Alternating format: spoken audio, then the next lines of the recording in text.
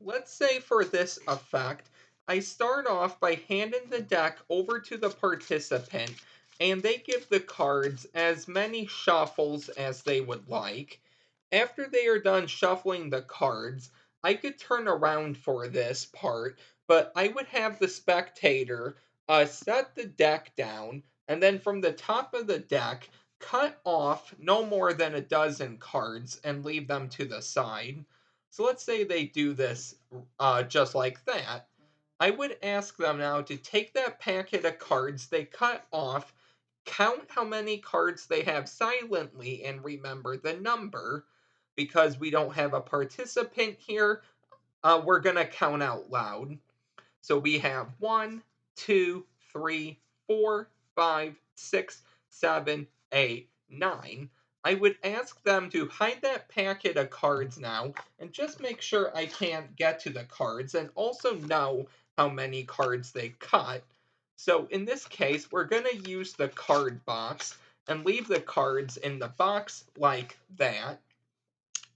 With the rest of the deck now, they can give the cards as many mixes and shuffles they would like. And once they're satisfied, they would tell me to turn around now. They would hand me the cards, and I would explain that I'm going to show them a couple of cards. However, I would like for them to remember the card that appears at their number. So if they counted 5 cards, remember the fifth card. If they counted 6 cards, remember the sixth card. So in our case, I believe we counted 10 cards. So go ahead and remember the 10th card. Or if it was a different number, go ahead and remember that card. So we have 1, 2, 3, 4, 5, 6, 7, 8, 9, 10, 11, 12. And at this point, I would ask the participant if they have a card in mind, and I would assume they would say yes. So, our goal here, or my goal here now, is to find your card, but I'm going to find it in a bit of a different way. So instead of just looking through the cards to find your card, I'm actually going to spell a phrase. So in order for this to work, I want you to, wherever they are, take out that packet of cards you cut off from earlier and throw them on top of the deck. So let's say they open the box, take out that packet of cards, and they throw them on top. Perfect. So the phrase we're going to use to find your card is, what was your card? One card for each letter. Let's begin. What? WHAT. Was. WAS. Your. YOUR. Card. CARD.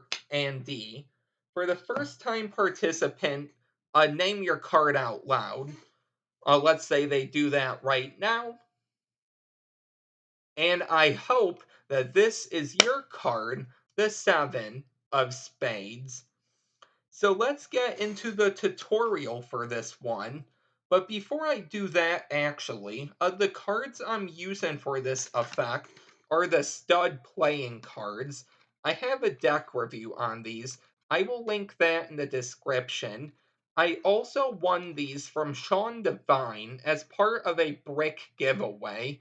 I'm going to link Sean's channel and that brick unboxing video both in the description. So, I'm going to be completely honest. I'm not sure if that performance worked. So, I'm not sure if that Seven of Spades was the actual card. But hopefully, I can teach you this right so then it will work out. So, the great thing about this is you don't need a full deck of cards. And there really isn't a setup except how you want to reveal the card. So in this case, I decided we were going to spell to a card, obviously.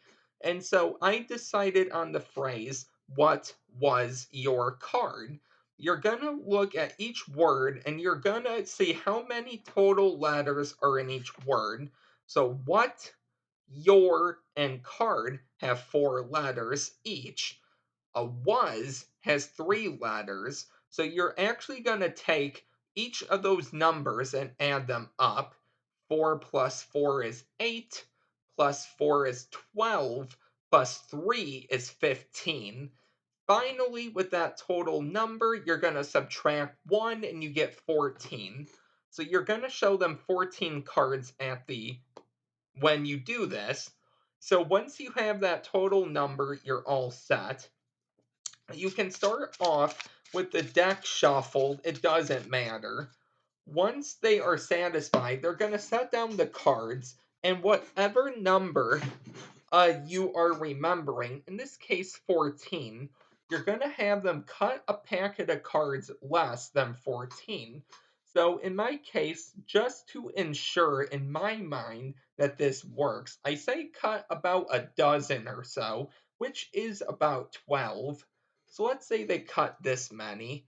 I explain, count the packet of cards quietly just so I can't hear and remember the number, but don't say it out loud.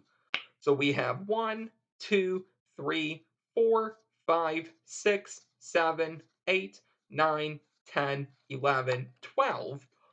I then ask them to hide the packet of cards just so I can't see the cards and possibly count with my eyes how many cards they have in total.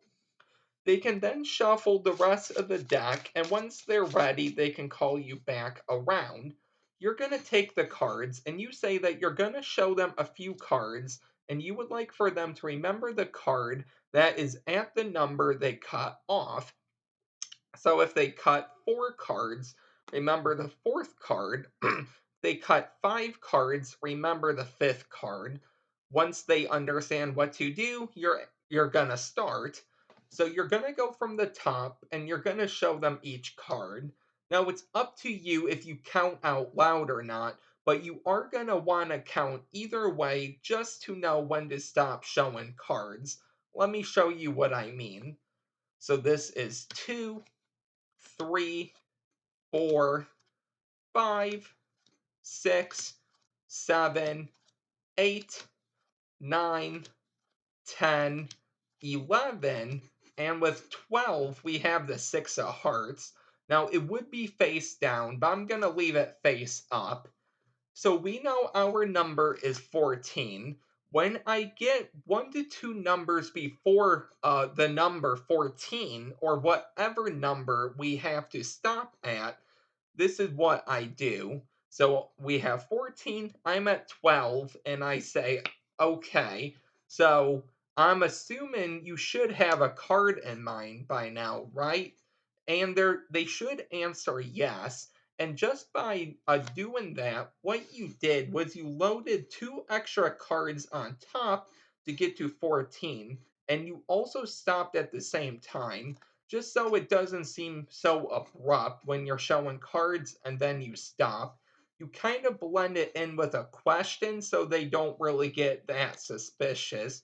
I hope that makes sense, but that's really all you're gonna do.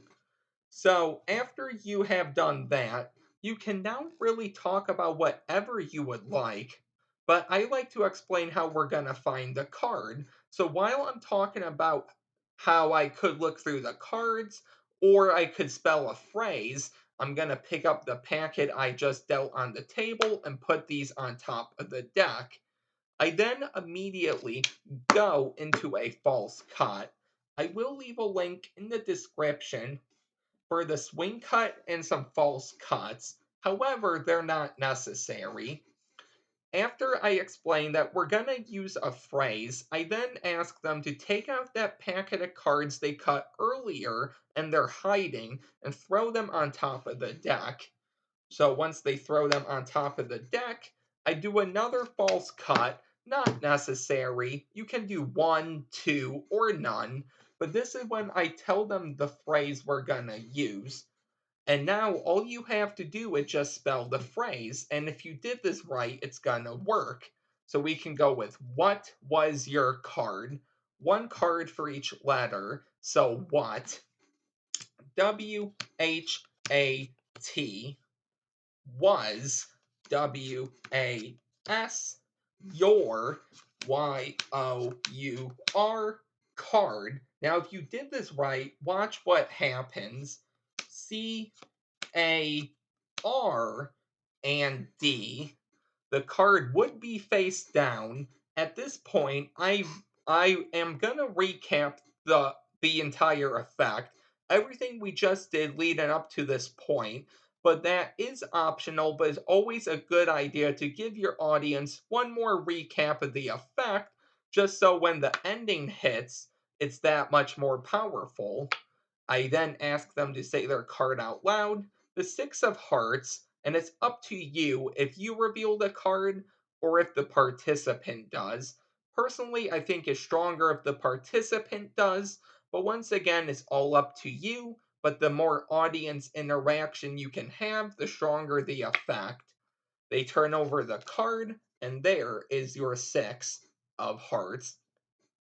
And that is the effect. And this is something I saw on Sean Devine's channel. So I'm going to link that video in the description along with a timestamp of where he showed and taught this effect. But I hope you really enjoyed this. If you are new here, don't forget to like, comment, and subscribe. Check out Sean's channel.